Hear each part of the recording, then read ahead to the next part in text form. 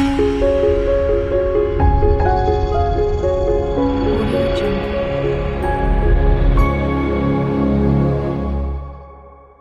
उन्होंने बहुत सुंदर बात की, बोले जब हमारे सारे पूर्वज तर जाते हैं तब परिवार को प्रेरणा होती है कि हम कथा करावें, हम कथा आयोजित करें।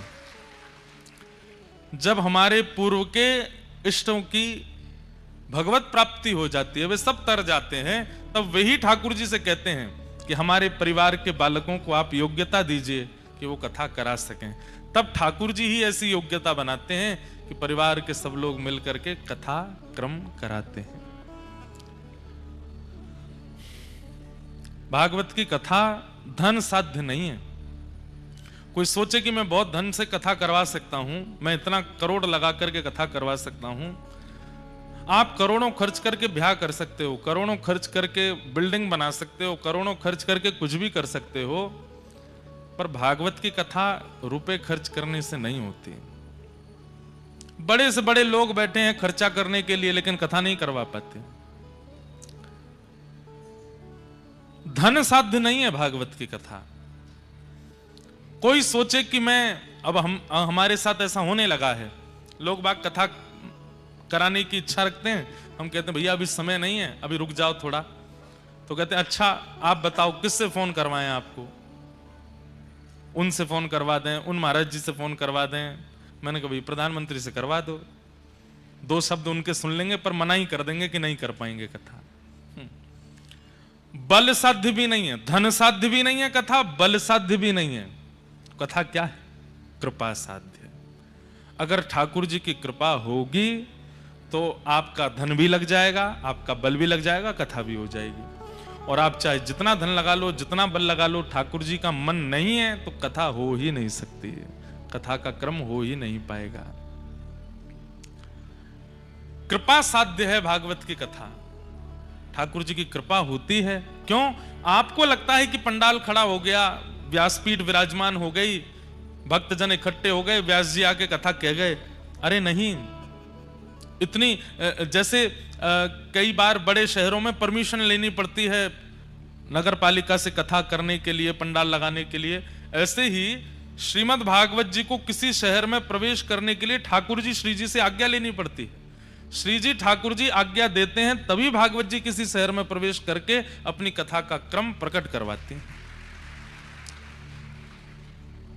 उसी बहाने भागवत जी आई तो कोटा से हैं, यहां पर कोटा में कथा विश्राम करके यहां आई, पर हमें आपको लगा सहजी गाड़ी में रख के पोथी जी आ गई, पर नहीं। मूल बात यह है कि भागवत जी में विराजमान सारा परिकर आता है। जैसे हम कहीं घूमने जाते हैं तो बस भर के अपना परिवार लेके जाते हैं, ऐसी भागवत जी में देखो ध्रुव जी भी बैठ के आए, प्रहलाद जी भी बैठ के आए, ध्रुव जी का पूरा परिवार बैठ के आया, प्रहलाद जी का पूरा वंश खानदान बैठ के आया, भरत जी महाराज, जड़ भरत जी महाराज, सब लोग बैठ करके आए।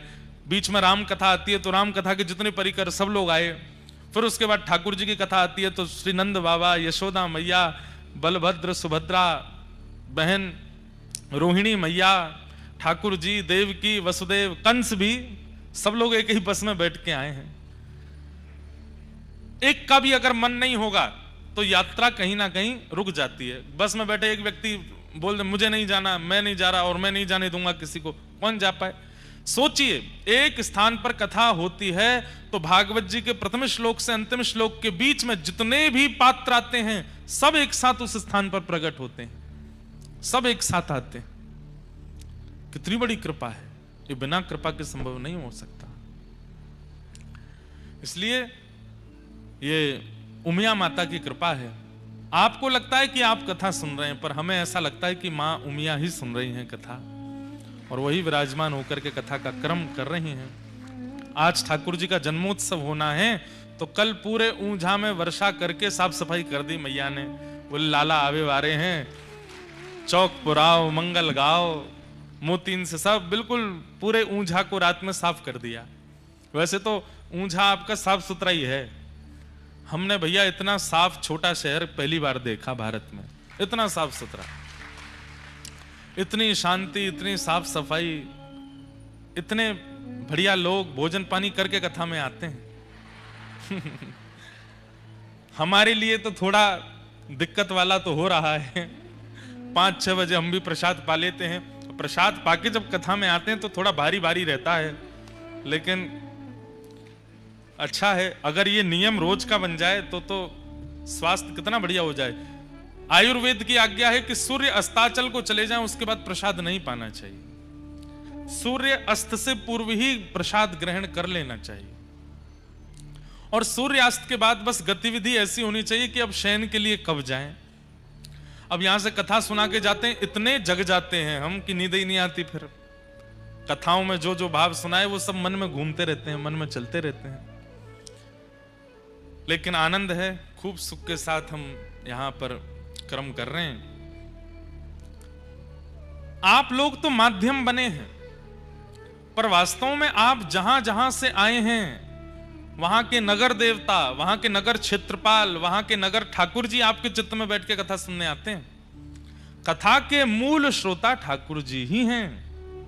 ठाकुर जी आते हैं क्यों? क्योंकि ठाकुर जी के चरित्र नहीं है ना, भक्तों के चरित्र हैं, भक्तों की लीला सुन रहे हैं। अब हम यहां श्री कल हितरवंश महाप्रभु का चरित्र सुना रहे थे, आप नहीं सुन रहे थे, ठाकुर जी सुन रहे थे। ठाकुर जी को भक्त चरित्र बहुत अच्छा लगता है। भक्तमाल जी के रचयिता हुए श्री नाभाजी महाराज। हम साल में एक बार भक्तमाल करते हैं जयपुर में, और फिक्स है जन्माष्टमी पर जयपुर में ही भक्तमाल होती है। इतना आनंद आता है, इतना सुख मिलता है भक्तमाल कहने में। पर इसका मतलब ये नहीं भागवत जी में नहीं है, भागवत जी भी तो भक्तमाल हैं, ये संस्कृत की भक्तमाल है। तो भक्तमाल के रचयिता श्री नाभाजी महाराज, नाभाजी महाराज की आज्ञा से श्री प्रियादास जी महाराज हुए हमारे वृंदावन में। राधा रमणीय वैष्णव थे, राधा रमण संप्रदाय से, गौड़िया वैष्णव संप्रदाय में राधा रमणीय गोस्वामियों से दीक्षित थे श्री प्रियादास जी महाराज। और आपको जान के आश्चर्य होगा, सहज ही देखो बात वार्ता आ गई, प्रियादास जी का शरीर कहां का था? सूरत, गुजरात के ही थे श्री प्रियादास जी महाराज।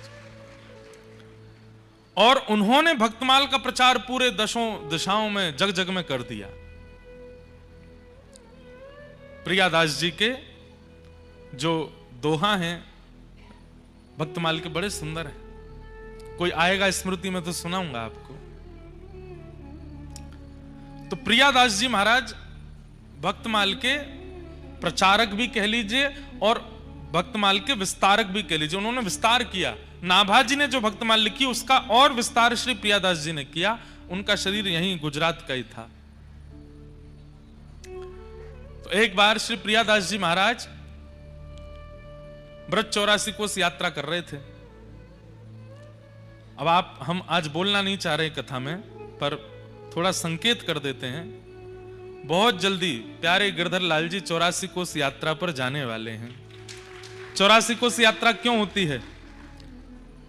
यशोदा मैया और नंद बाबा ने सवरे दई देवता मनाए, देवतान के यहां जाए करके प्रार्थना करें। ब्रजभाषा बोले, समझ जाओगे भैया? समझो छे? हाँ ठीक है।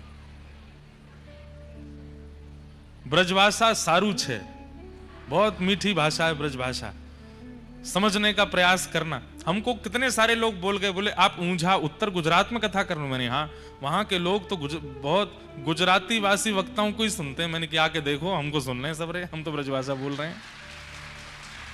तो ब्रजभाषा बोल रहे हैं थोड़ी थोड़ी, अब तो आज से तो ब्रजभाषा ही आनी है कथा में।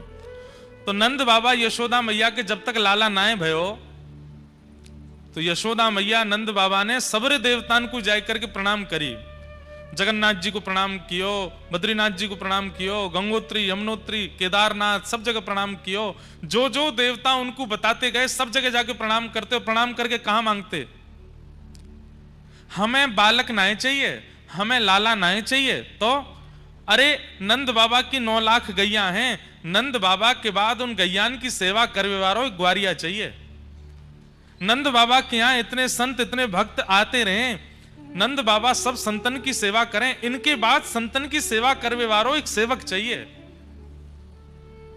सोचिए, पुत्र की कामना कर तो रहे हैं, पर पुत्र कैसा चाहिए? गौ सेवक, संत सेवक, भक्त सेवक। सब तीर्थों में जाकर के प्रणाम किया और कहा कि एक लाला है गयो, तो हम वचन दे रहे हैं लाला के संग फिर से तीर्थ में आवेंगे। लोग बाग तीर्थों में जाके ऐसी बोल देते हैं ना मनोकामना, ऐसी नंद बाबा यशोदा मैया ने सब तीर्थन में मनोकामना करी कि एक लाला है जाए, गैयान को सेवक, संतन को सेवक, तो वह लाला के संग हम तीर्थ करवे आवेंगे। ठाकुर जी को जन्म भयो, जैसे ही ठाकुर जी चलवे फिरवे बोलवे लायक भये, यशोदा मैया और नंद बाबा ने आपस में चर्चा करी, अब लाला चलन लगो, अब लाला बोलन लगो, अब हमें तीर्थ जानो चाहिए, चलो व्यवस्था बनाओ। अब महाराज बैलगाड़ी की तैयारी कर रहे हैं, सामान सट्टे सब रखते जा रहे हैं, सब ब्रजवासी भी एक है लिए, 100 200 400 ब्रजवासी भी संग है लिए। लेकिन नंद बाबा और यशोदा मैया की वृद्ध अवस्था देख करके ठाकुर जी के मन में आई, बाबा इतने वृद्ध है गए, यशोदा मैया इतनी वृद्ध है गई, और मैं नए के ही बड़ो भयो हूं, अब ब्रजते बाहर ये तीर्थ करवावे मुकु ले जाएंगे, सालन लग जाएंगे इनको, और जो प्रेम ब्रज में मुकु विस्तारित करनो वो है ना पावेगो, कहा करूं। नंद बाबा यशोदा मैया बड़े वृद्ध है गए, सवरे तीर्थन को ठाकुर जी ने यमुना तट पे बुलायो। ठाकुर जी तो भगवान है, सवरे तीर्थ आकर के खड़े है गए यमुना तट पे, आज्ञा करें भगवान, कहा करनो है। बोले भैया देखो हमारे अम्मा बाबा वृद्ध है गए, अब ये सब तीर्थन में जामेंगे, सालन लग जाएंगे, हमें 11 वर्ष ही ब्रज में रहना है, आप सब 84 कोस में फैल जाओ, हमें ज्यादा दूर नहीं जाना पड़े, 84 कोस में ही सबरे तीर्थन के दर्शन, सबरे धामन के दर्शन हमको यहीं है जाए, हमें और कहीं नहीं जाना पड़े।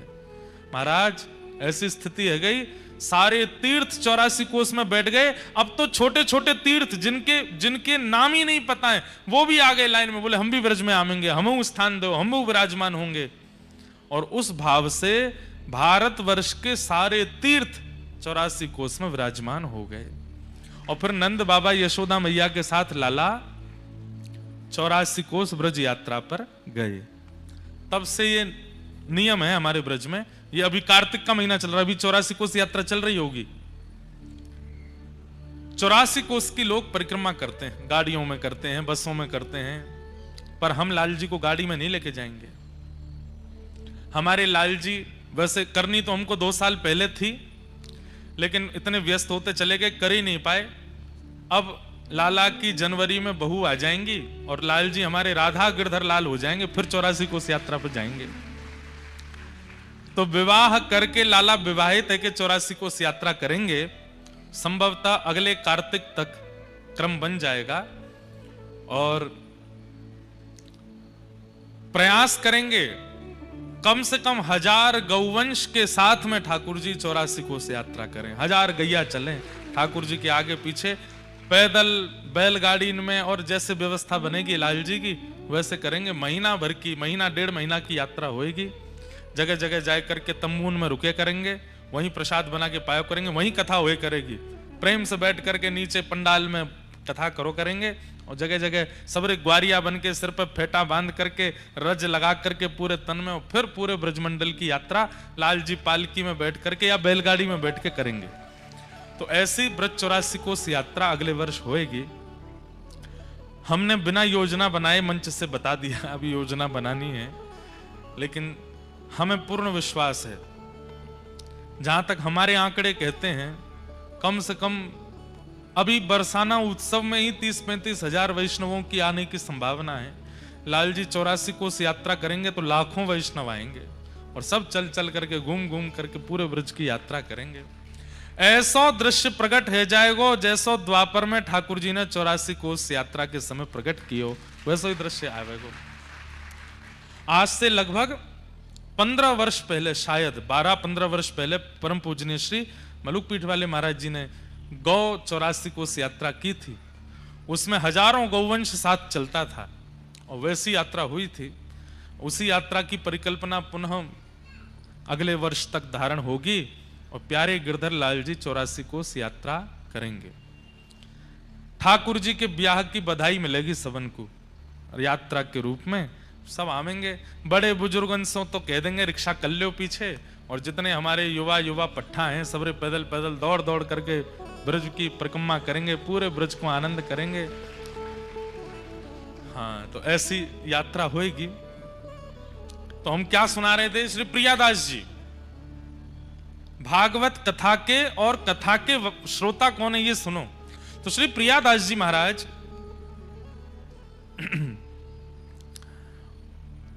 उनके मन में आई कि मैं 84 कोस यात्रा करूं। कथा करते थे, भक्तमाल की बड़ी मधुर मीठी कथा करते थे। यात्रा करते करते आप पहुंचे हमारे व्रजमंडल में, हरियाणा की सीमा से। जब आप दिल्ली से वृंदावन जाते हैं तो हरियाणा की सीमा पर व्रज का क्षेत्र जो पहला आता है उसका नाम है होडल। होडल, वहां पर शेख शाही भगवान है। उसके बाद आता कोसी कला,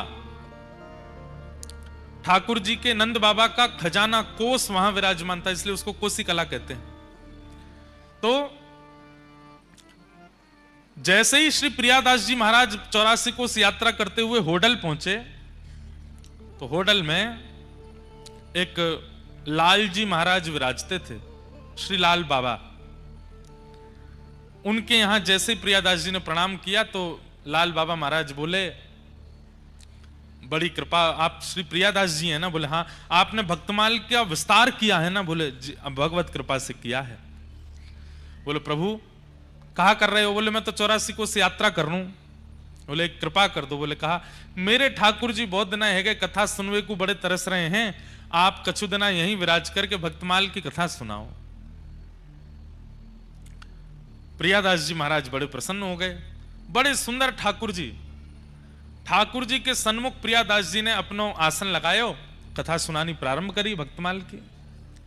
1 दिन 2 दिन 3, भक्तमाल जी का नियम नहीं है 7 दिन की 10 दिन की, जितनी साल भर भी करते रहोगे तो भी पूरी नहीं होंगी, इतने भक्तों के चरित्र हैं। 7 दिन हो गए कथा को। धीरे धीरे इतनी भीड़ होने लगी, अब तो गांव के लोग, बाहर के लोग, यात्रा करने वाले लोग सब इकट्ठे हो गए लाल बाबा महाराज के स्थान पर। उनके ठाकुर जी को कथा सुनाते थे प्रियादास जी महाराज। अब श्रोता तो आते, श्रोताओं में भांति भांति के लोग आते हैं, गांव के लोग आते हैं, कुछ भोजन करने वाले लोग आते हैं। कई जगह कथा में प्रसाद की व्यवस्था होती है तो कई लोग केवल प्रसाद पाने ही आते हैं। कथाओं में लिखवा दिया जाता है कि कथा के बाद भोजन प्रसाद की व्यवस्था, तो भीड़ दुगनी आती है। और वो भीड़ भी कब आती है? जब कथा विश्राम होने वाली होती है। जैसे अमूमन कथाओं का समय 3 से 7 होता है, 6 बजे भीड़ आती है, 7 बजे तक कथा सुनेंगे, फिर बढ़िया प्रसाद पाएंगे। हर तरीके के लोग आते हैं कथा में, कई जगह चोर भी आते हैं।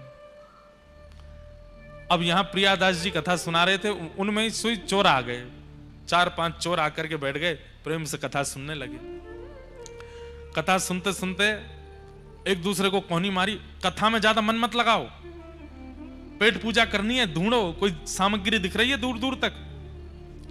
अब बाबा जी का आश्रम, वहां कौन सी कोई सामग्री होती है? कुछ ऐसा विशेष था नहीं। सब जगह ढूंढ धाड़ करके इधर उधर देख करके देखा, कुछ मिला नहीं। एक चोर ने कही, भाई देखो और तो कुछ दिख नहीं रहा। वे पीले पीले वस्त्रों में भगवान बड़े चमक रहे हैं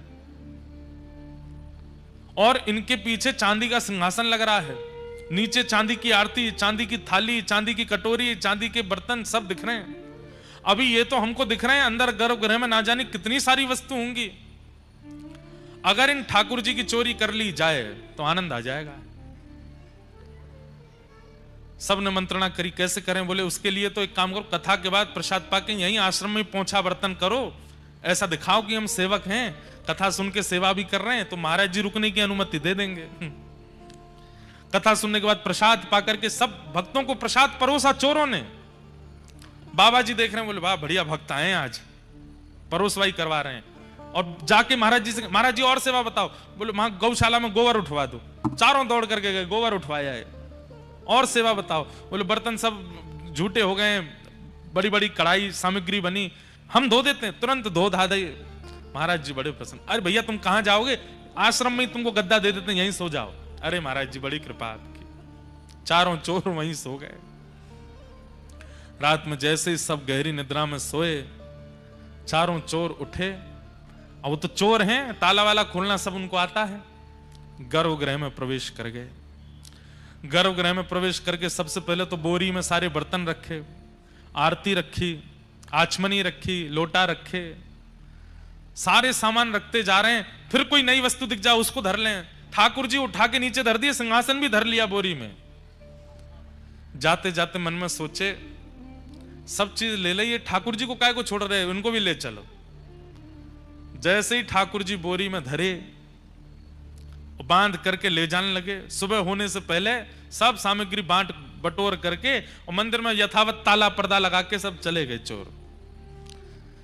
सुबह मंगला आरती के लिए महाराज जी उठे, स्नान ध्यान करके जैसे ही मंदिर में गए, ताला खोल के पर्दा खोला, सब साफ, कुछ भी नहीं वहां तो। अब यहां तो हल्ला मचा, महाराज चिल्लाने लगे, बाबा अरे मेरे भगवान चोरी हो गए, अरे मेरे ठाकुर जी चोरी हो गए, अरे मेरे ठाकुर जी को कोई लेके चला गया। प्रियादास जी महाराज उठ करके संध्या आदि कर रहे थे, उनके कान में आवाज गई, उठ करके कहां हो कहां हो? बोले अरे ठाकुर जी को चोरी कर ले गए कोई। मंदिर में जाके देखा, पूरे सब वैष्णवों में हल्ला मच गया, ठाकुर जी चोरी हो गए। प्रियादास जी महाराज तो वहीं बैठ करके रोने लगे और रोते रोते मन में विचार करने लगे, मेरी कथा अच्छी नहीं लगी ठाकुर जी को, इसलिए भाग गए यहां से। अगर कथा भाई होती, भैया हल्ला मत करो, चोर नहीं लेके गए हैं। चोर की क्या सामर्थ्य जो ठाकुर जी को लेकर चला जाए। ठाकुर जी को कथा इतनी चुभ रही थी कि अपने आप चोरों को बुला के उनके संग बैठ के चले गए ठाकुर जी। मेरी कथा के कारण हुआ। यदि मैं 84 कोस यात्रा करता रहता, कथा करने यहां नहीं रुकता, और मुझे भी थोड़ा सा मन में आ गया था कि मैं भी कथा वक्ता हूं, ठाकुर जी मेरी कथा सुनते हैं, इसलिए ठाकुर जी चले गए। प्रियादास जी रोने लगे। और वहां स्थिति क्या चोरों की, चोर गए किलोमीटरों दूर दौड़ते हुए कि कहीं पीछे से कोई आ नहीं जाए, और एकांत में कहीं जाकर के अपना जो उनका ठिकाना था वहां पहुंच गए। पहुंच करके बोरी वगैरह नीचे धरी, नीचे धर के सब सामान वामान सब बाहर निकाल दिया। थक गए थे, कुछ भोजन प्रसाद पाया, बोले भैया सो जाओ, अब तो रात भर हम सोए नहीं है, थोड़ी देर 1 आध घंटा सो लें, उसके बाद चोरी का जितना सामान है सब आपस में बांट लेंगे। चारों चोर जैसे ही सोए, नींद आते ही जिन ठाकुर जी को चोरी करके ले गए वो तुरंत इनके स्वप्न में, चारों के स्वप्न में एक साथ प्रकट हुए, और प्रकट होकर के बिल्कुल क्रोध में भर के देखने लगे। ये चारों अपने स्वप्न में थर थर कांपे। बोले आप कौन? बोले मैं वही हूं जाको तुम बोरी में बांध के लाए हो, बोरी में धर के लाए हो, मैं वही हूं। अरे आप इतने क्रोधी क्यों हो रहे हैं? बोले अरे 1 दुख, 2 दुख, 3 दुख, 4 दुख, 5 दुख देता होगा व्यक्ति, तुमने तो मुझे असंख्य दुख दिया है, इतना दुख दिया है, इतना कष्ट दिया है, अभी जहां तुम सो रहे हो वहीं पृथ्वी फटेगी और तुम तीनों रसातल में जाके गिरोगे। हमने क्या किया ठाकुर जी? अरे रात्रि से चोरी किए हो, कुछ खिलाया नहीं पिलाया नहीं, सुबह से भूखो प्यासो बैठो हूं मैं, बोरी में बांध के ले आए हो, स्वयं ने भोजन प्रसाद पा के सो गए हो। और भोजन प्रसाद तो बहुत दूर की बात रही, वहां मैं प्रेम से कथा सुनना था। 7 दिन से इतनी बढ़िया लीला चरित्र भक्तों की सुना रहे थे श्री प्रियादास जी महाराज, और तुम लोग वहां से मुझे लिया है।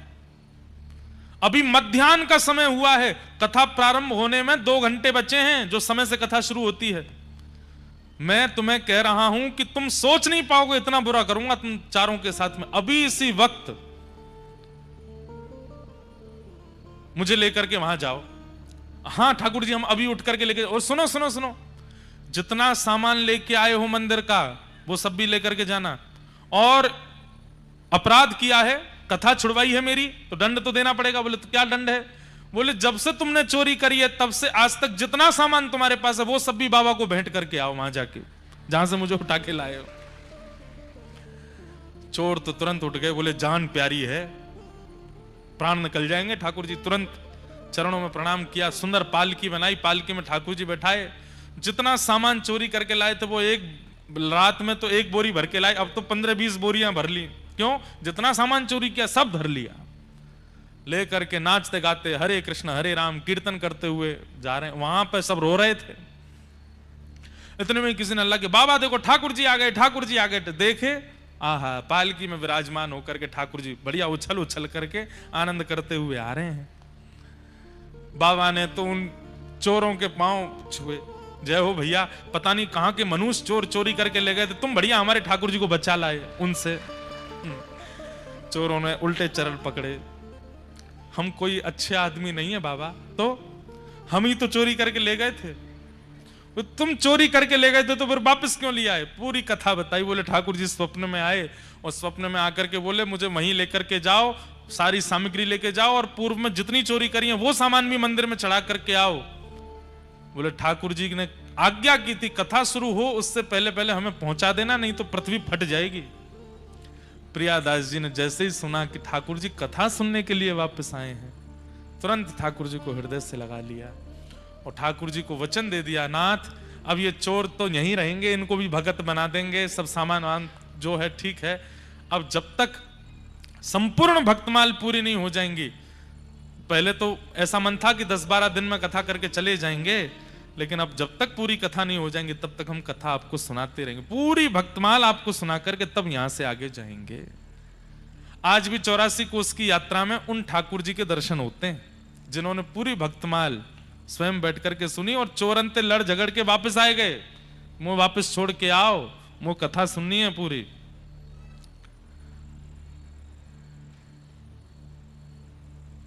आइए भगवंत विराजिए कथा रसिक हरिदास, तुम श्रोता भक्त माल के तुम पद रज हम दास। भक्तमाल और भागवत के मूल श्रोता ठाकुर जी हैं, आप लोग नहीं हैं।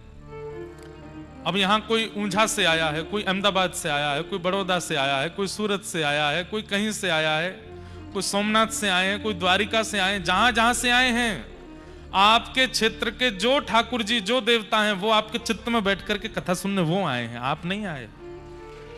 कथा के श्रोता तो ठाकुर जी, कथा के प्रेमी तो ठाकुर जी। बंधुओं, कथा विश्राम हो जाती है, उसके बाद क्या करें? यहां पर अभी 3 दिन बाद कथा विश्राम हो जाएगी, फिर क्या करोगे? 7 तारीख के बाद क्या करोगे? 8 तारीख के बाद नियम बना लीजिए, नित्य ठाकुर जी को एक प्रसंग सुनाया कीजिए। अब प्रसंग ठाकुर जी को सुनाना है तो उसके लिए स्वयं भी तो सुनना पड़ेगा, तो पहले स्वयं सुनो और फिर अपने ठाकुर जी को जब रात्रि शयन कराते हो, देखो सुबह का श्रृंगार अच्छा नहीं कर पाते कोई दिक्कत नहीं, ठाकुर जी को मुकुट टेढ़ा मेढ़ा हो जाता है कोई बात नहीं, ठाकुर जी की प्रसादी इतनी बढ़िया नहीं बना पाते कोई बात नहीं, अंत भला तो सब भला। अपनी शयन की सेवा बहुत सुंदर कर लीजिए और हम बता रहे हैं रचना कैसी करो।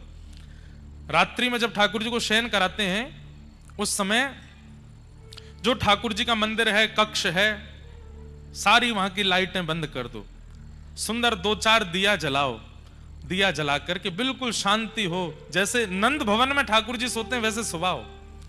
फिर ऋतु के अनुसार जो इत्र चल रहा है, अब जैसे अब हिना का इत्र प्रारंभ हो गया, हिना का इत्र, शमामा का इत्र लो, थोड़ा सा हाथ में मल लो, फिर ठाकुर जी के सारे श्रृंगार उतारो, दिया जलने दो और उतनी देर ठाकुर जी को कोई प्रसंग सुनाते रहो। जैसे एक मैया लाला को लोरी सुनाती है, श्रीमद् भागवत में कथा नहीं, कृष्ण करणामृत में एक विल्ल मंगल जी चरित्र सुनाते हैं।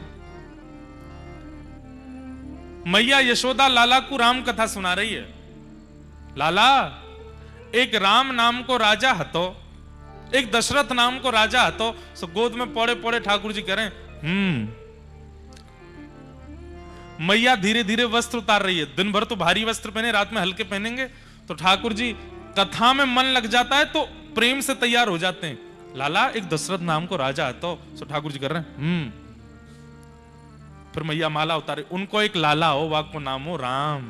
ठाकुर जी बोले मंद मंद मुस्काते जा रहे हैं, मेरी कथा सुना रही मैया मोहे। अच्छा मैया, फिर का भयो? लाला, उनको एक छोटो भैया है तो उनको नाम हो लक्ष्मण। सो ठाकुर जी बलराम जी को देखने लगे, यही तो थे पूर्व में।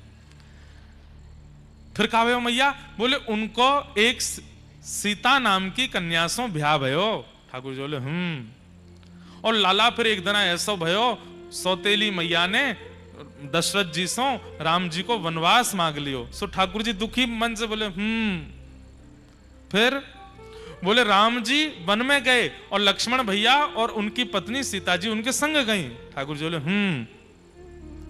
फिर एक दिन लाला कहा भयो? बोले कहा भयो?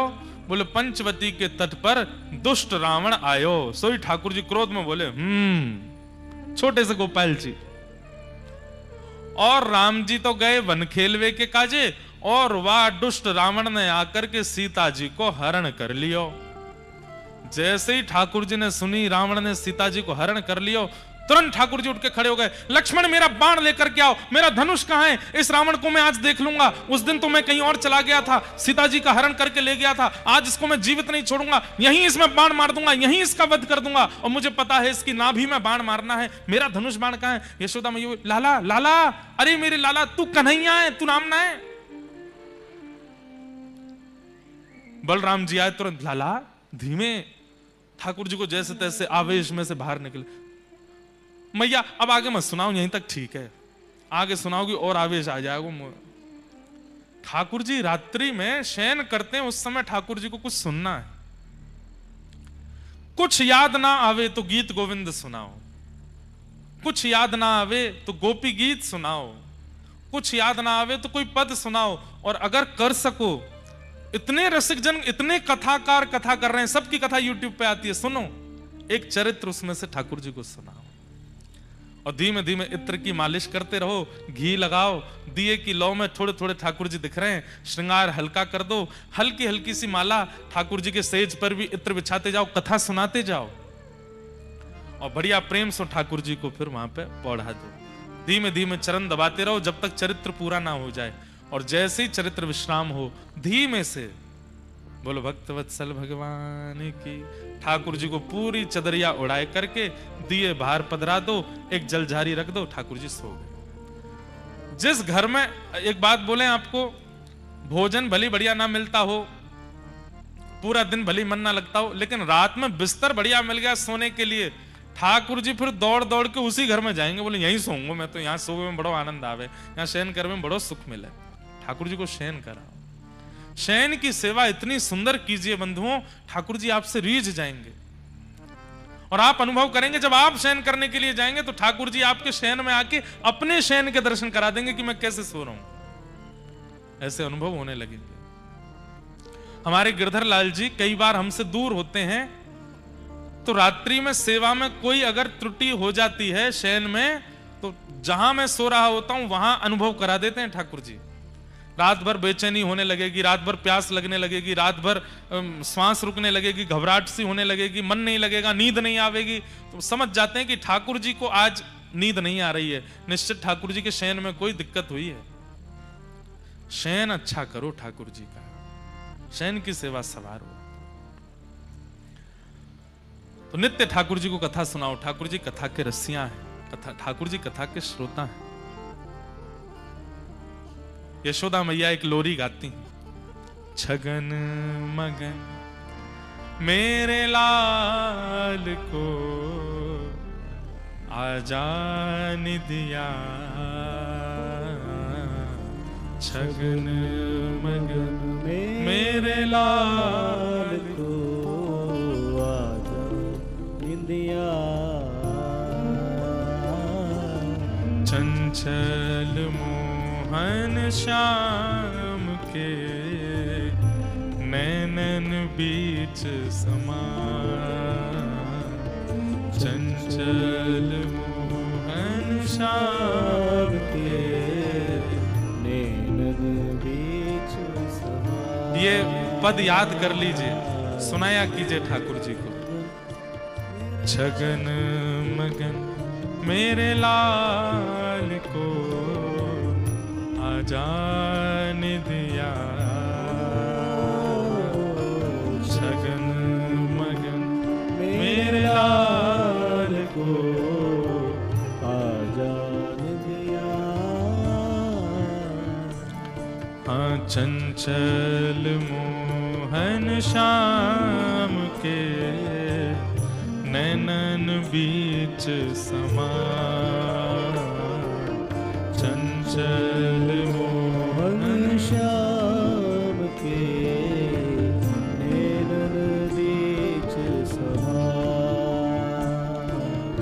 आजारी निदिया लाल को, आजारी निदिया लाल को, आजारी निदिया लाल को, आजारी निदिया लाल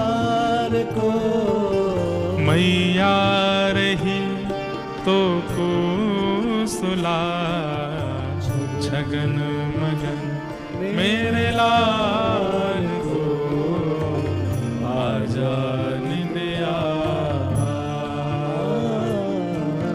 छगन मगन मेरे लाल को आजा निंदिया।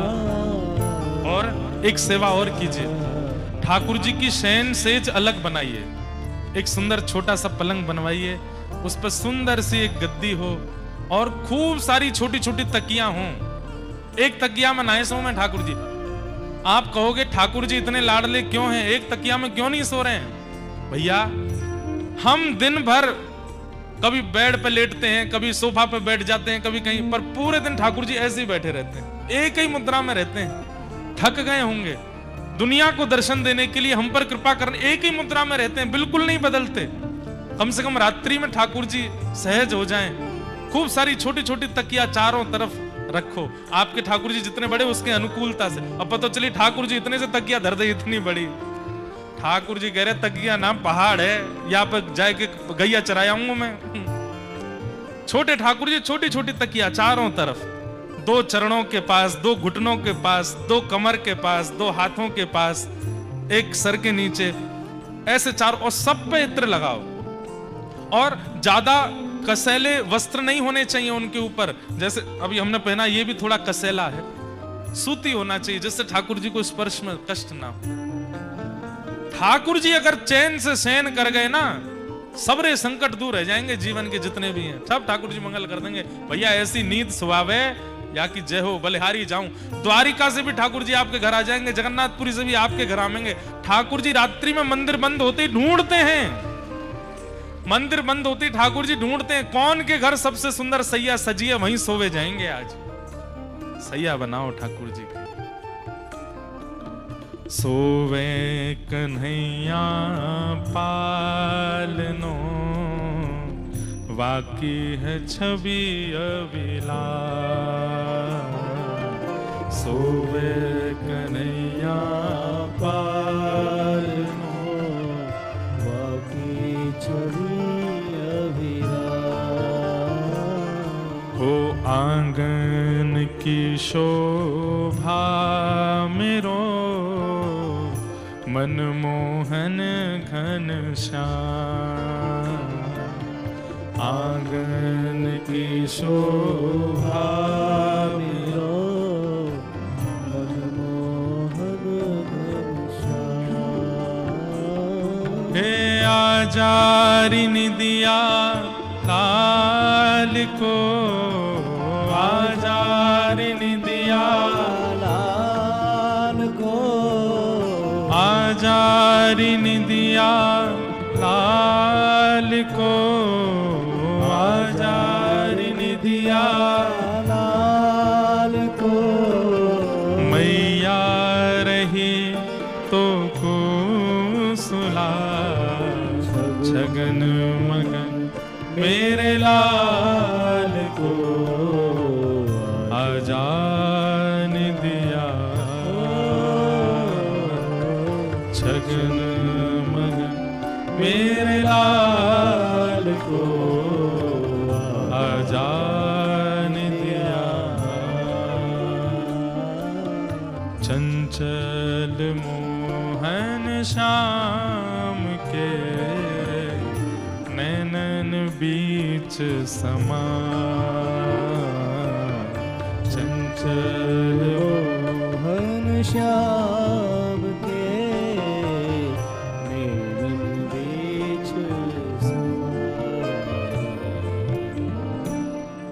आप में से जो सो गए हों वो उठ जाओ। कहीं हमें तो मुझे बीच लोरी में डर लगा, मैंने कोई ये नहीं सो जाए सुन करके। तो ठाकुर जी की शयन की सेवा खूब मधुर। हम तो देखो कुछ ना कुछ बताते ही रहेंगे। एक दिन हम कह रहे थे कि ठाकुर जी को माला की सेवा बहुत प्रिय है। अभी वहाँ कोटा की कथा में मैंने कहा था, अपने घर में अपने हाथ से तुलसी जी लगाओ, उनकी स्वयं सेवा करो। अपने घर में अपने हाथ से पुष्प की बगिया लगाओ, उसमें प्रकट होने वाले पुष्प स्वयं चयन करके उससे सुंदर माला बना के ठाकुर जी को पहनाओ। ठाकुर जी कहते हैं या के बाद तू कछु मत करे, यही सेवा से मैं बहुत प्रसन्न हूं कि तू अपने हाथ से सुंदर बगीचा के पुष्प तैयार करके मुझको माला बना के पहनावे। लेकिन वो कई लोगों की माला ऐसी होती है कि धागे में माला एक पुष्प से दूसरे पुष्प के बीच के धागे दिखते हैं, ऐसी नहीं, सुंदर होनी चाहिए।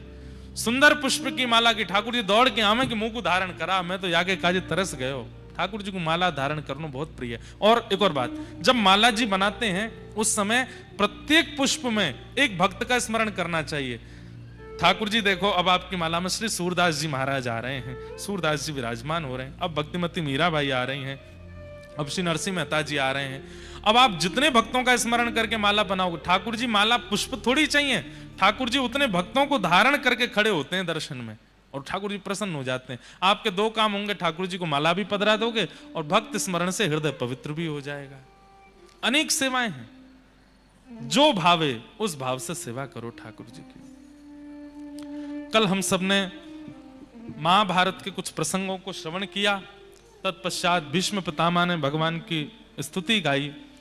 भगवान अब हस्तिनापुर के राज सिंहासन पर युधिष्ठिर जी को विराजमान करा करके द्वारिका को प्रस्थान कर गए। कुछ समय बाद उत्तरा के गर्भ के बालक ने जन्म लिया और वही बालक परीक्षित कहलाया। परीक्षित से मिलने के लिए भगवान भी पधारे। धीरे धीरे परीक्षित बड़े हुए, पांडव स्वर्गारोहण को प्रस्थान कर गए, परीक्षित को राज्य गद्दी पर बिठा गए। परीक्षित से एक दिन एक अपराध बन गया। अपराध कैसे बना? कुछ समय पूर्व परीक्षित आखेट को वन में गए और वहीं वन में उन्हें कलयुग मिला, जो कि वृषभ यानी कि बैल के 3 पैर काट चुका है, चौथे पैर को काट रहा था। वृषभ धर्म है, धर्म के 3 पैर कलयुग में कट चुके हैं। सत्य, दान, दया और पवित्रता।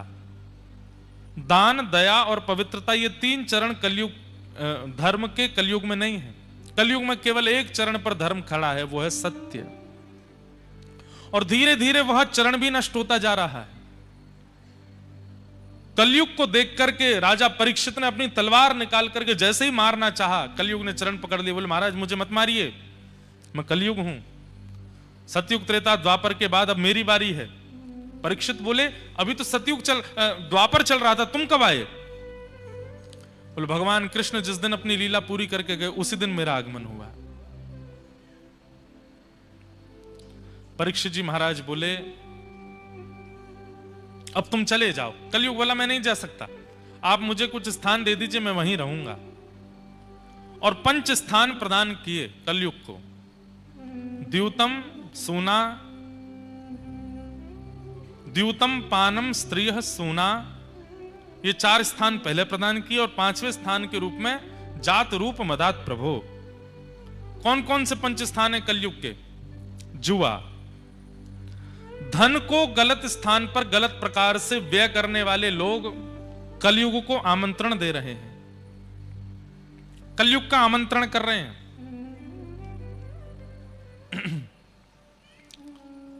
इसलिए धन कहां व्यय होना चाहिए, कब व्यय होना चाहिए, कैसे व्यय होना चाहिए, उसका विचार करना चाहिए आपको। गंभीर प्रसंग है, ध्यान से सुने। सत्संग करने वाले व्यक्ति को इतनी बुद्धि प्राप्त हो जाती है कि धन जो मेरे पास है उसका मैं व्यय कैसे करूं और कहां करूं, कितना करूं, क्यों करूं।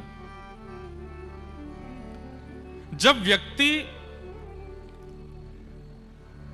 जबरदस्ती अपनी इच्छाओं की पूर्ति के लिए धन व्यय करने लगता है, वही व्यक्ति पापगामी होने लगता है। इतने में हमारी इच्छा पूरी हो रही है, इतने में सब कुछ बढ़िया चल रहा है, पर कई लोग एक्स्ट्रा में अपनी इच्छाओं को और प्रकट करके अपने धन का मद करके अरे बहुत पैसा है, ये भी करो, ये भी करो। ऐसे लोग ही फिर पाप के मार्ग पर पापगामी हो जाते हैं। तुम तो बस इतना बताओ कितना लगेगा, पैसे की चिंता मत करो, हम करते हैं ना।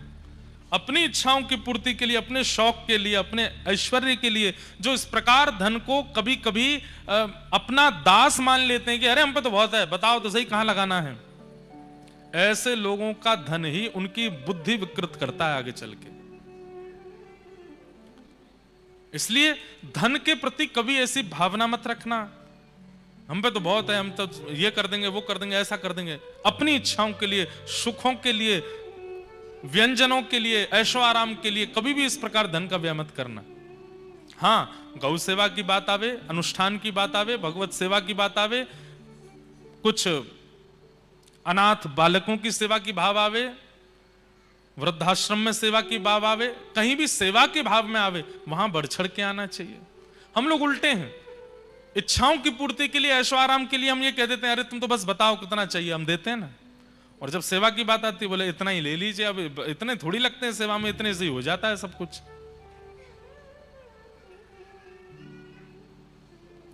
कभी आपने ऐसा सुना कि किसी गौशाला में, किसी विवाह उत्सव में, या किसी अनाथालय में, या किसी सेवा आश्रम में किसी ने 150 करोड़ 200 करोड़ दान किया हो? बहुत कम सुनने में मिलता है।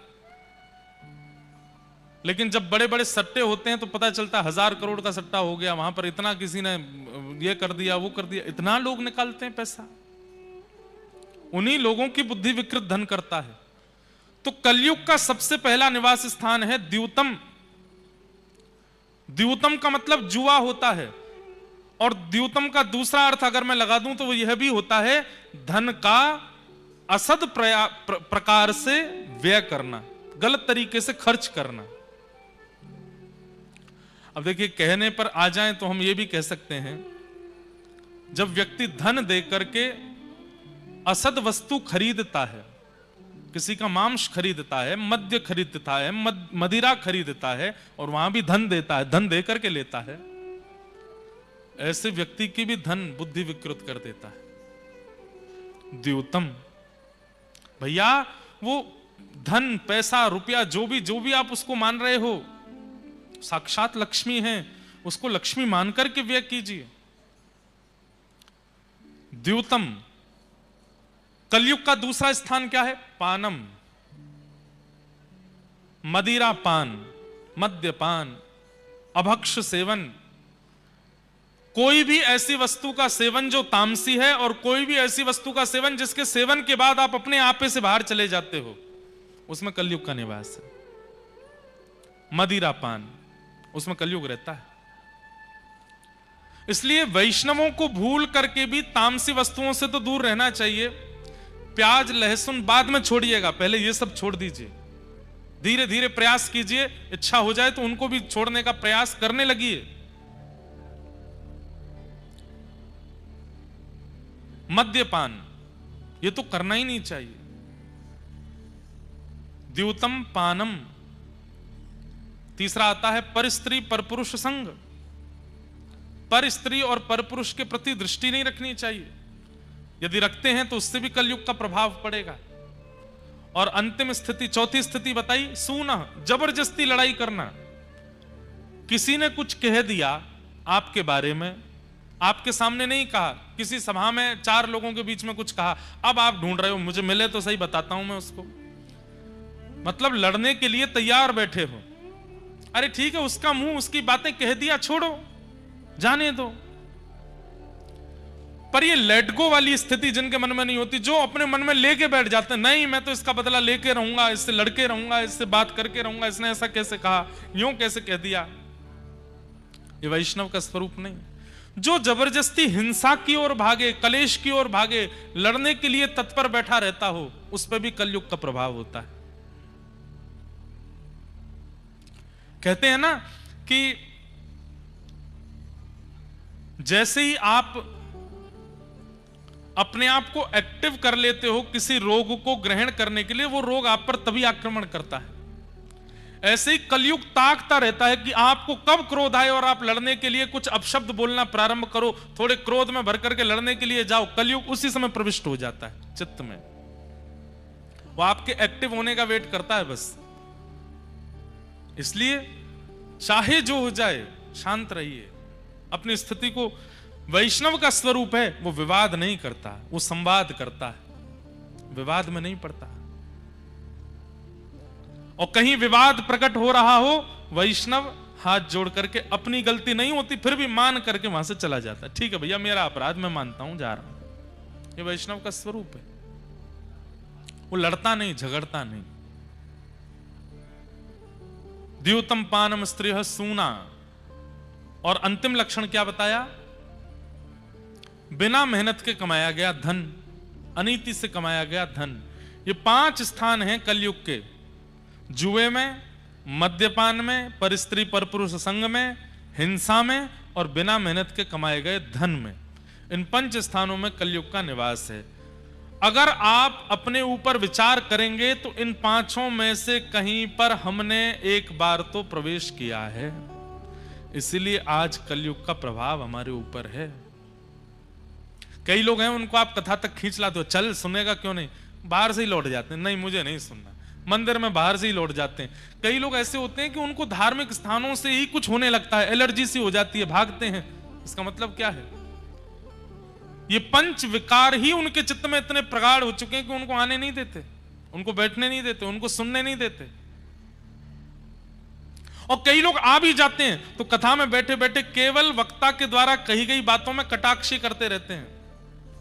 ऐसे कैसे हो गया, इन्होंने ये बात कैसे कह दी, ठाकुर जी ने ऐसे कैसे कर दिया, ये कैसे हो गया। वो सब पर प्रश्न चिन्ह ही लगाते रहते हैं। जिज्ञासा नहीं है उनकी, तर्क है, कुतर्क है। यह भी 5 स्थानों पर प्रवेश का प्रभाव होता है, ठाकुर जी के प्रति अविश्वास।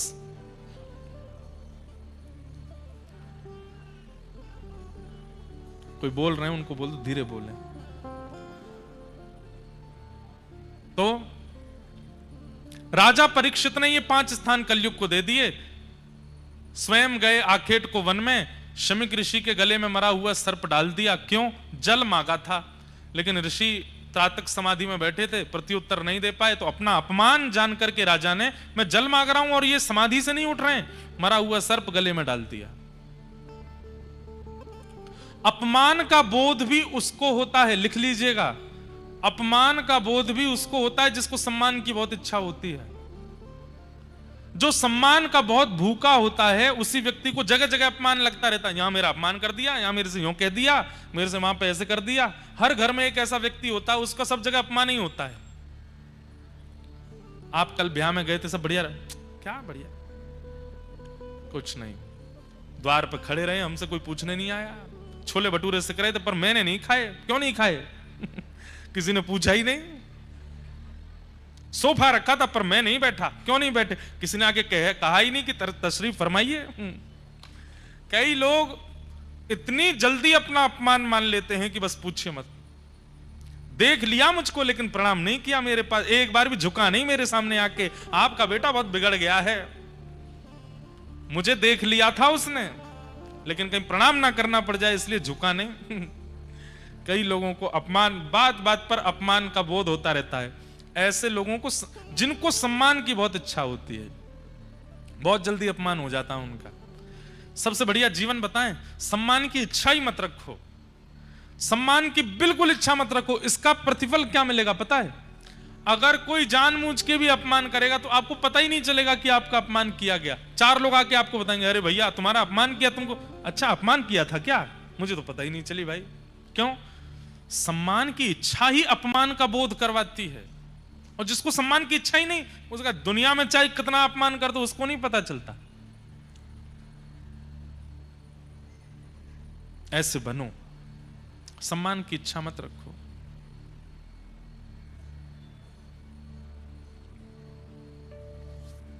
तो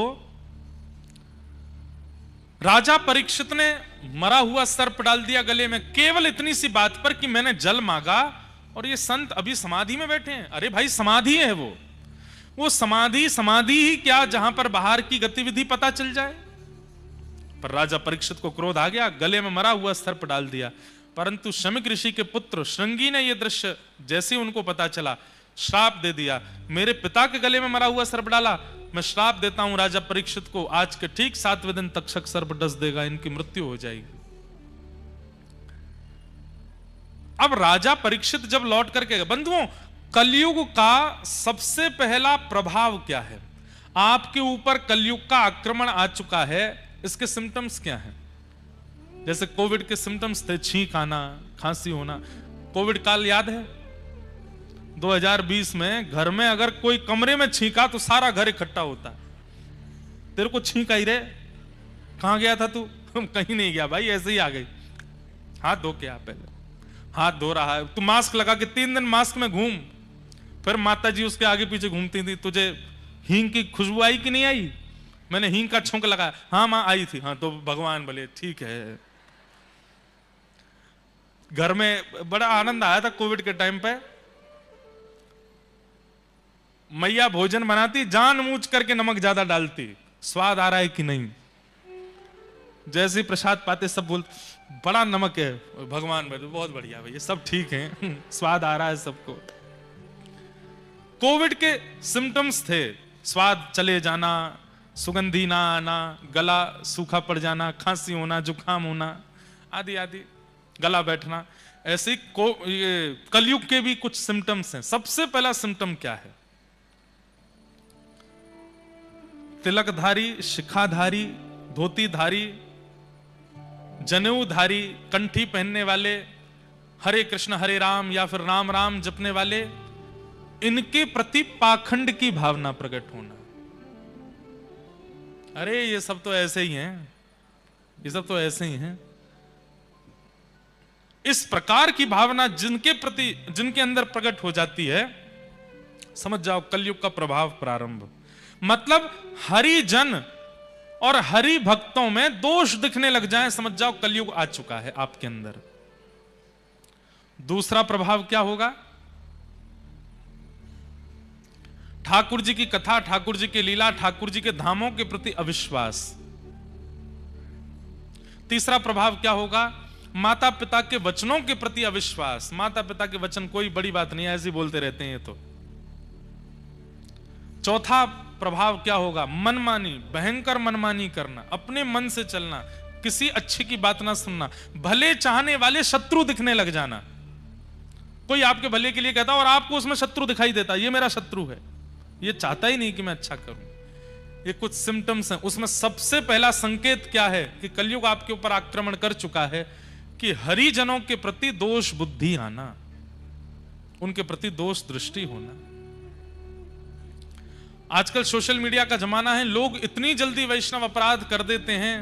मैं उन्हें बार बार हाथ जोड़ करके समझाता हूं, ठाकुर जी के भोग में अपराध बन जाए कोई दिक्कत नहीं, श्रृंगार में अपराध बन जाए कोई दिक्कत नहीं, पर ठाकुर जी के जनों का अपराध मत करो। क्योंकि ठाकुर जी के जनों का अगर आपने अपराध किया, ठाकुर जी क्षमा नहीं करेंगे। आप कहेंगे महाराज जी वो पाखंड करते हैं, महाराज जी वो ऐसे करते हैं, वो गलत बोलते हैं, वो इस तरीके से। अरे तिलक लगा रखा है ना उन्होंने, ठाकुर जी न्याय करेंगे उनका, तुम क्यों पीछे पड़े उनके? ठाकुर जी देख लेंगे तुमने क्या गलत किया, क्या अच्छा किया। तिलक लगा करके कुछ गलत बोला या कुछ गलत आचरण किया, ठाकुर जी देखेंगे, अपने न्याय में ठाकुर जी उसको देखेंगे। आप कुछ मत कहिए उससे, आप उसके प्रति श्रद्धा ही रखो। पर बहुत जल्दी अपराध कर देते हैं हम वैष्णवों का, बच नहीं पाएंगे इससे। संत अपराध बन गया राजा परीक्षित से। जैसे ही मुकुट उतार करके रखा, अपने सिंहासन पर बैठे राजा परीक्षित को स्मृति हुई, अरे ये मैंने क्या किया? एक संत से जल मांगा और जल ना देने पर मुझे इतना क्रोध आ गया कि गले में मरा हुआ सर्प डाल दिया। बंधुओं, आपने जो सोचा नहीं होगा वह क्रिया भी एक दिन आपसे करा लेगा। अगर अभी आपने अपने क्रोध पर वशीकरण नहीं किया तो। आपको क्रोध आता है, आप क्रोध को आने देते हैं और बल्कि दूसरों को सावधान करते हैं, भाई देखो मुझे बहुत जल्दी गुस्सा आ जाता है, सावधान रहना, कोई ऐसे काम मत करना कि मुझे क्रोध आए। ऐसे लोगों को हम व्यासपीठ से एक बात कह रहे हैं, एक दिन वही क्रोध ऐसी क्रिया कराएगा जो आपने कभी सोची नहीं होगी। आप करने के बाद स्वयं सोच में पड़ जाएंगे, ये मैंने कैसे कर दिया, ये तो मैं कर ही नहीं सकता था। क्रोध सबसे बड़ा शत्रु है हमारे जीवन का। कहीं कहीं अच्छा है क्रोध करना, पर क्रोध की भी एक लिमिट होती है, क्रोध का भी एक तरीका होता है, उससे अधिक नहीं। हमारा तरीका पता है क्या? क्रोध का अपना खुलासा कर रहे हैं, मौनमास्ता। क्रोध आता है तो मौन हो जाता हूं, नहीं बोलता, कोई प्रत्युत्तर नहीं, कोई उत्तर नहीं, कोई जवाब नहीं, कोई रिएक्शन नहीं, कुछ नहीं। और ये कितनी देर तक? घटिकत द्वयम, 2 घड़ी, ज्यादा दिन तक क्रोध नहीं रहते। सुबह हुए तो शाम तक मान गए बस, शाम को हुए तो सुबह तक मान गए बस, इससे ज्यादा क्रोध नहीं करना चाहिए। क्षमा कर दो। क्रोध जितना आपके अंदर रहेगा उतने विकार उत्पन्न कराएगा, और एक दिन आप ऐसा कुछ कर बैठेंगे कि आप खुद पर विश्वास नहीं कर पाएंगे, ये मैंने कर दिया। इसलिए क्रोध को जितना जल्दी हो विदा कर दिया करो, अपने अंदर से रहने मत दिया करो। राजा परीक्षित ने जैसे ही मुकुट उतार के धरा, तुरंत उनको याद आया, ये मैंने क्या किया। क्रोध में आकर के एक महापुरुष के गले में मरा हुआ सर्प डाल दिया। अरे मेरे हाथ कट क्यों नहीं गए, मेरा ये शरीर अभी तक जीवित क्यों, मुझे शाप क्यों नहीं लगा।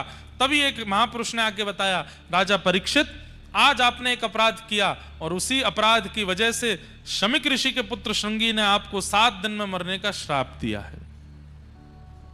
अपने लिए श्राप सुनकर के राजा परीक्षित दुखी नहीं हुए, अपने पुत्र जन्मेजय को राज्य गद्दी पर बिठाया। बोले मैं अधिकारी हूं इस श्राप का, मैंने गलती की है, निवारण भी मैं ही करूंगा। और निकल गए गंगा के तट पर। अनेक संत जन इकट्ठे हुए। सब संतों से जाकर के, क्योंकि राजा थे ना, इनको मरने का श्राप लगा, ये बात सुनकर के असंख्य संत इकट्ठे हो गए। सब संतों के चरणों में राजा परीक्षित ने प्रणाम करते हुए कहा कि भगवान, मैं अब आप सबके प्रणाम में, सम्मान में बहुत समय व्यर्थ नहीं करूंगा। मेरे जीवन के केवल 7 दिन बचे हैं, कृपा करके म्रियमाण व्यक्ति की मुक्ति का उपाय क्या है, कृपा करके मुझे बताइए। जिसके जीवन के केवल 7 दिन बचे हैं, उसको अपनी मुक्ति के लिए क्या करना चाहिए, मुझे जल्दी से इसका निवारण बताइए। सब संत अलग अलग उत्तर देने लगे, लेकिन कोई प्रमाण नहीं दे पाया। तभी उस सभा में श्री सुखदेव जी का आगमन हुआ। सब लोग हाथ जोड़ के प्रणाम करो।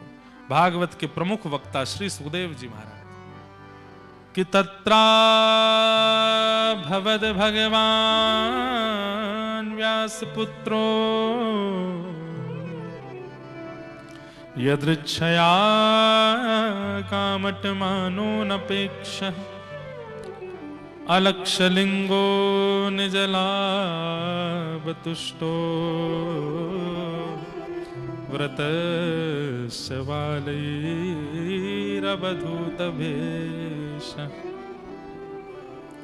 बोलिए श्री सुखदेव जी महाराज की। श्री सुखदेव जी महाराज का आगमन हुआ। परीक्षित ने एक व्यासपीठ रखी थी और असंख्य संतों से कहा था, जो भी मेरी शंका का समाधान करे वो इस व्यासपीठ पर आके बैठ जाए। अभी तक उस व्यासपीठ पर कोई नहीं बैठा। तभी नन्हे से श्री सुखदेव जी आए। कितनी वर्ष की आयु है? तुम द्वष्ट वर्ष।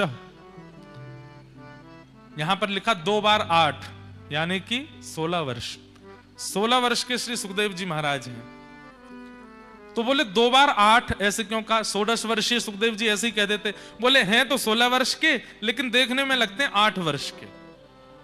बंधु, एक बात पता है आपको, आप जितना संसार के भोगों का सेवन करते हैं उतनी जल्दी आपकी आयु बढ़ने लगती है। आप बड़े बड़े दिखने लगते हो। आपको देख करके ऐसी अनुभूति होने लगती है, अरे इनकी आयु ना जाने कितनी होगी। और जो व्यक्ति जितना संसारी विषयों का कम सेवन करता है उसकी आयु उतनी ही भली होती ज्यादा है, पर लगती कम ही है। अब चाहे तो वो योग से अपने आप को संभाल ले, चाहे तो दुनिया भर के क्या बोलते हैं श्रृंगार आदि से अपने आप को संभाल ले, पर मूल बात यह है, जितना भोग वृत्ति से बचेगा उतनी कम आयु लगती है उसकी, उतना सामान्य लगता है वो। सुखदेव जी महाराज का आगमन हुआ। परीक्षित जी महाराज ने चरणों में प्रणाम किया। चरणों में प्रणाम करते हुए निवेदन किया, हे भगवान, मेरे जीवन के केवल 7 दिन बचे हैं। अतः पृच्छामि संसिद्धिं योगिनां परमं गुरुं पुरुषस्येह यत् कार्यं म्रियमाणस्य सर्वथा। मेरे जीवन के केवल 7 दिन बचे हैं, कृपा करके मेरे मुक्ति का उपाय बताइए, मैं कैसे मुक्त होऊंगा।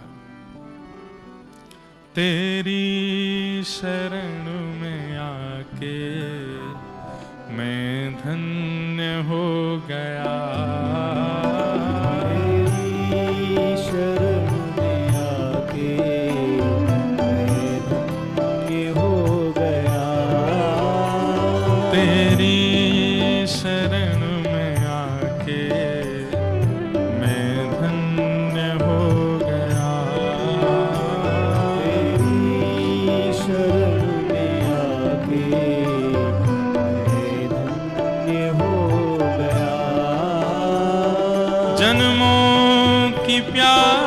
थी जो, जन्मों की प्यास थी जो, जन्मों की प्यास थी जो, जन्मों की प्यास थी जो, संपन्न हो गया तेरी शरण में आके, मैं धन्य हो गया। तेरी शरण में आके मैं धन्य हो गया। ओ कितने मिले अमीर यहाँ, कितने गरीब हो, कितने मेरे अमीर यहाँ, कितने गरीब। हाँ कितने मिले अमीर यहाँ, कितने गरीब हो, कितने मेरे अमीर यहाँ, कितने गरीब। हाँ कितने मिले अमीर यहाँ, कितने गरीब हो, कितने मिले अमीर यहाँ, कितने गरीब। पर आप मिल गए तो, पर आप मिल गए तो, पर आप मिल गए तो, पर आप धनवान हो गया।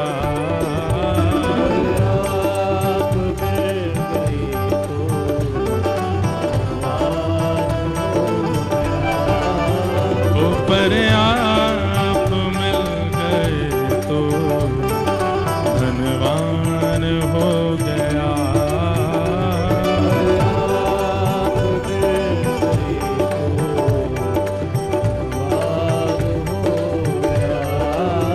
ओ जन्मों की प्यास थी जो, जन्मों की प्यास थी जो, जन्मों की प्यास थी जो, जन्मों की प्यास थी जो, संपन्न हो गया तेरी शरण में आके, मैं धन्य हो गया। तेरी शरण में आके मैं धन्य हो। करताल बजा के गाओ, श्री राधा रमण लाल की।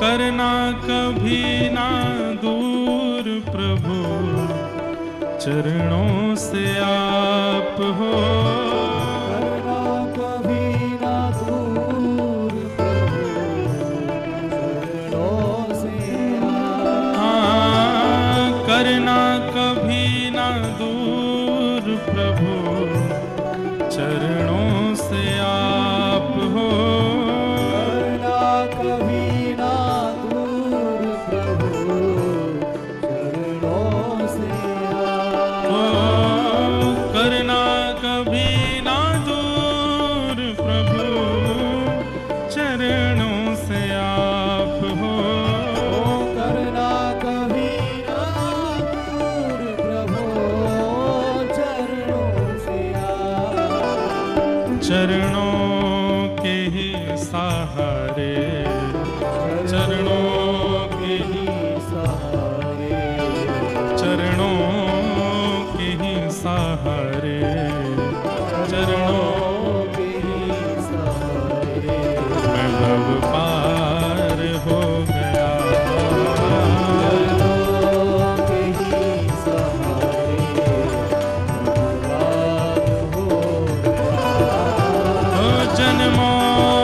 की प्यास थी जो, की प्यास थी जो, जन्मों की प्यास थी जो, की प्यास थी जो, संपन्न हो गया तेरी शरण में आके, मैं धन्य हो गया।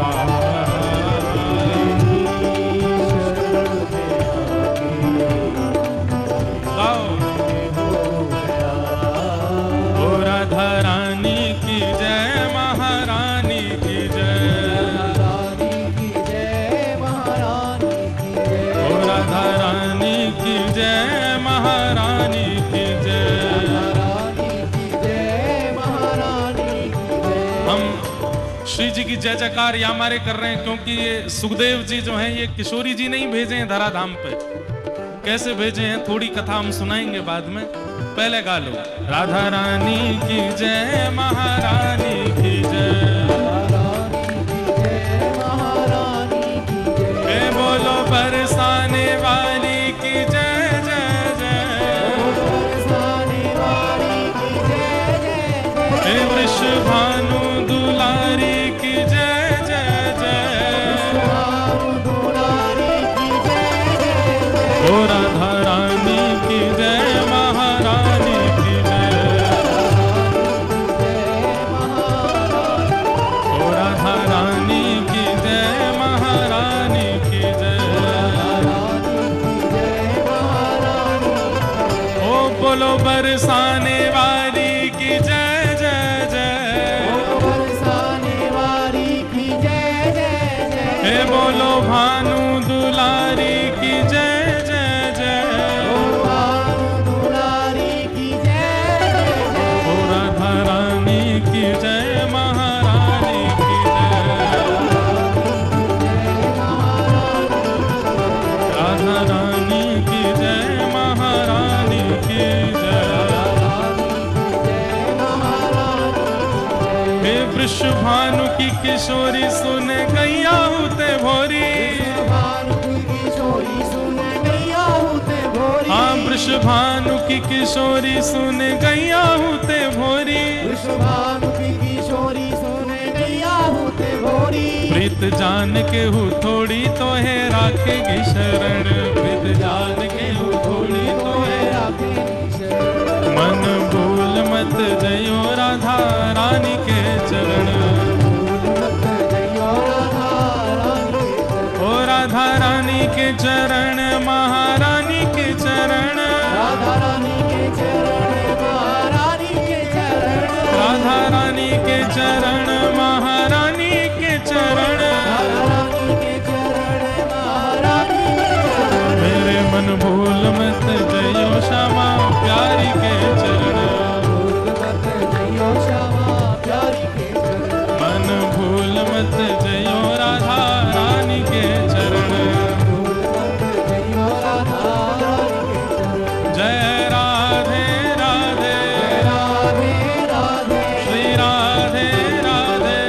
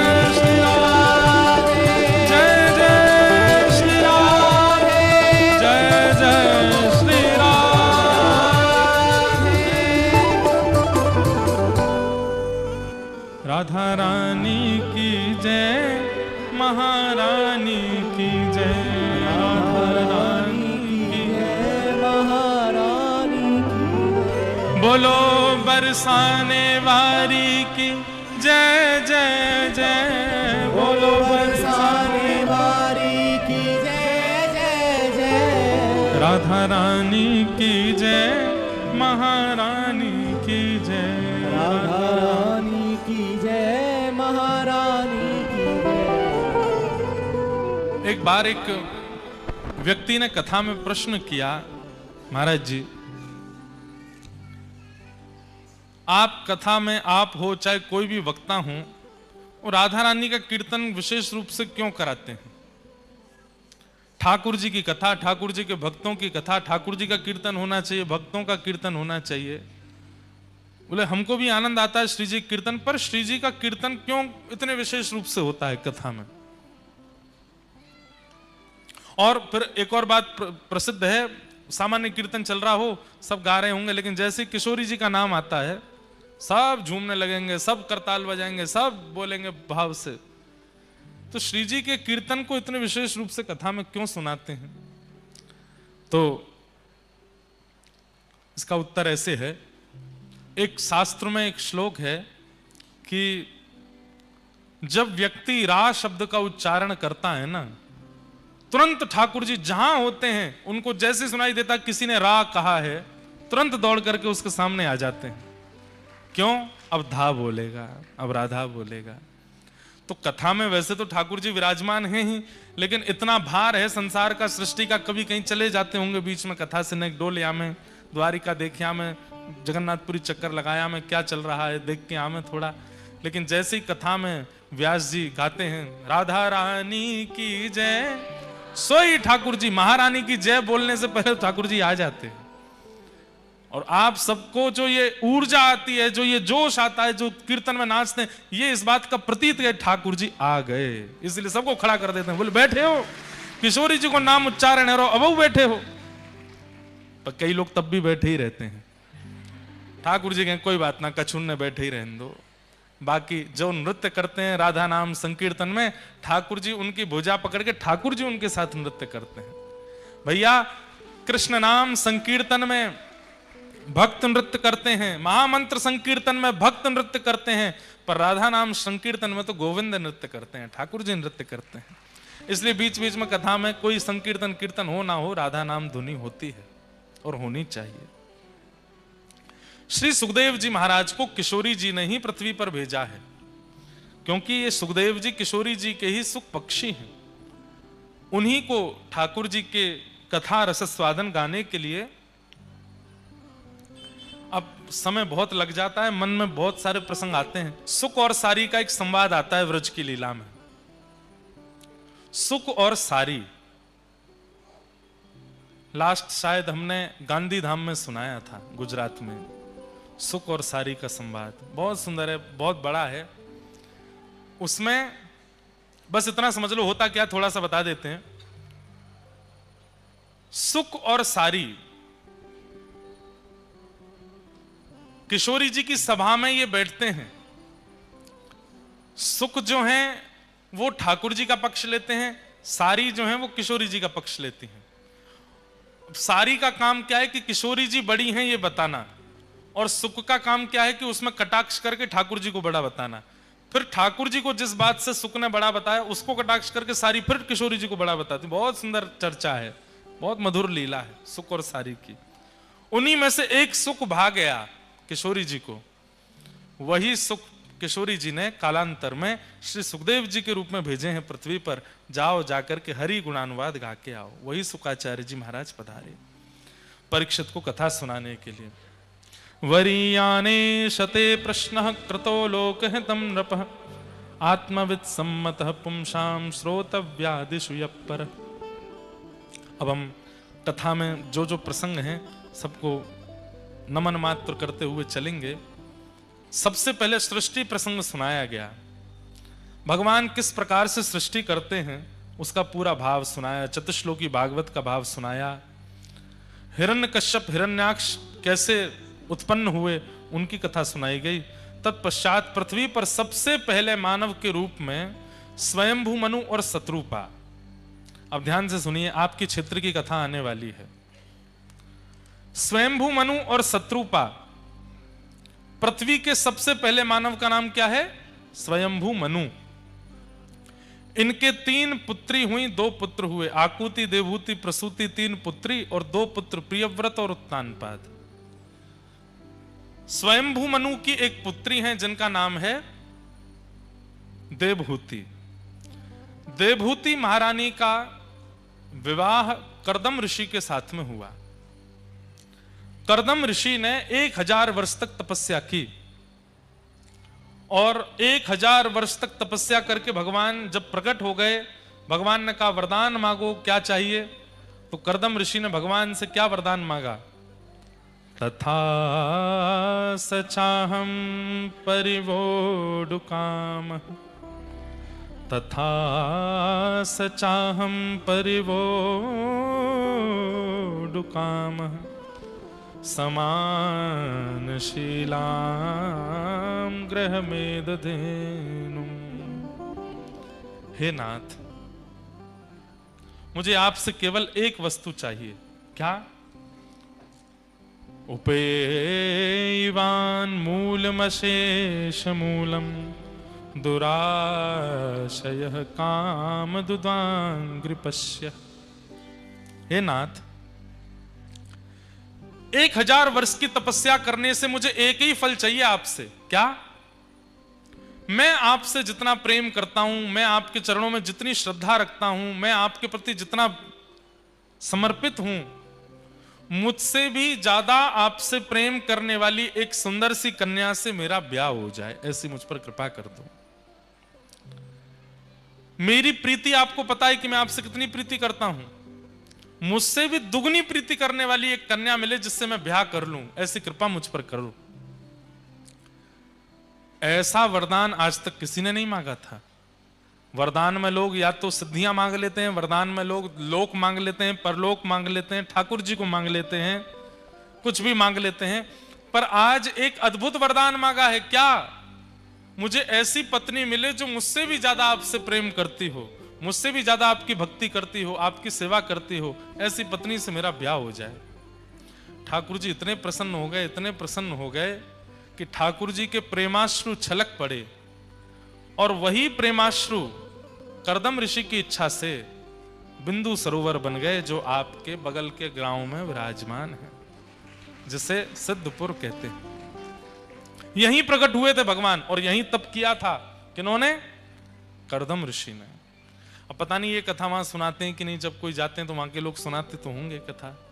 कल हम जाएंगे बिंदु सरोवर दर्शन करने। कल बहुत भीड़ भाड़ होने वाली पूर्ण है, पर जाएंगे, देख के आए एक बार कैसा है, अद्भुत है। तो भगवान के प्रेमाश्रु छलक पड़े और वही बिंदु सरोवर बन गए। ठाकुर जी इतने प्रसन्न हो गए कर्दम ऋषि से, वाह ऋषि तुमने बहुत बढ़िया मांगा है। क्या मांगा है? पत्नी मांगी, लेकिन पत्नी भी कैसी मांगी? बोले मेरी परम भक्त पत्नी मांगी। बंधुओं देखो, चाहते तो वैकुंठ मांग लेते, ठाकुर जी को मांग लेते, लेकिन संसार में हर व्यक्ति को कोई ना कोई कामना रहती है। ठाकुर जी से वो मांगता है, ऐसे मांगे। पुत्र ना मांगे, भक्त पुत्र मांगे। पुत्री ना मांगे, भक्त पुत्री मांगे।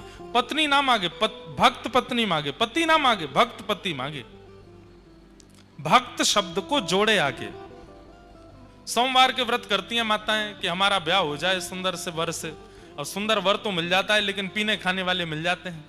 क्यों? भक्त वर नहीं लगाया, भक्त प्रवर से हो जाए। अच्छा एक बात बोलूं आपको, विवाद बन जाएगा लेकिन नहीं बोलूं। सुंदर वर, कई बार सुंदर नहीं बोला जाता, केवल सु बोल दिया जाता है। तो फिर वैसे ही प्राप्त हो जाते हैं खाने पीने उल्टे सीधे काम करने वाले।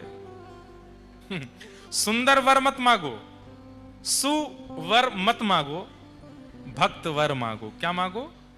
भक्त वर।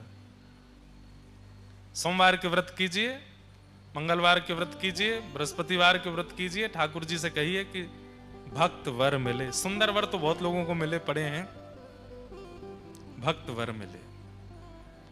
या सु कन्या ना मिले, भक्त कन्या मिले। पुत्र ना मिले, भक्त पुत्र मिले। भक्त शब्द जोड़ करके चलेंगे, आप आनंदित रहेंगे, वो आपको कष्ट देने वाला नहीं होगा, परम भक्ति हो। वही मांगा कर्दम ऋषि ने कि भक्त पत्नी मिले। भगवान बोले ऐसा वरदान किसी ने मांगा ही नहीं। 1000 वर्ष की तपस्या तुमने इसलिए की कि तुमको एक सुंदर भक्त कन्या से ब्याह करना है। ठाकुर जी प्रसन्न हो गए, नेत्रों से अश्रुपात होने लगा, वही बिंदु सरोवर बन गया। भगवान बोले कर्दम ऋषि मैं इतना प्रसन्न हूं, इतना प्रसन्न हूं तुम्हारे वरदान से कि एक वरदान तुम्हारी इच्छा का दूंगा और एक वरदान अपनी इच्छा से दूंगा। क्या? परसों पृथ्वी के प्रथम मानव स्वयंभू मनु की एक बेटी है देवहूति, उनसे तुम्हारा विवाह होगा। वो तुमसे भी बड़ी भक्त है मेरी, वही तुम्हारे लिए श्रेष्ठ है, उनसे तुम्हारा ब्याह होगा। ये तो था तुम्हारे वरदान की पूर्ति। अब मैं अपनी तरफ से देता हूं कि ऐसी भक्त पत्नी और ऐसे भक्त पति जब माता पिता बनेंगे तो इनके संतान बन के कोई और नहीं, मैं ही आऊंगा, मैं तुम्हारा पुत्र बन करके आऊंगा। ये तुमने नहीं मांगा है, ये मैं दे रहा हूं, मेरी इच्छा है।